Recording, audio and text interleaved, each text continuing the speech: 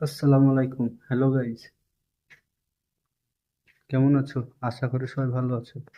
দেখতেছো, কালকে আমাদের এখানে একটা ছোটখাটো ইভেন্ট হবে। ইভেন্ট বলতে গেলে খাওয়া দাওয়ার কোনো ব্যবস্থা নাই। রমজান মাস, কিছু গিফট দিবে ক্লায়েন্টদেরকে, বড় বড় মজুর আছে তাদেরকে। আমরা হয়তো এখানে আজকে কাজ করলাম। দেখতেছো, সাথে থাকো, দেখতে থাকো। ওখানে বহুত কিছু দেখার মতন আছে। হুম, এখনো কিছু তারতিব করা নাই, কালকে তারতিব করতে হবে। এই যে ছোটখাটো একটাই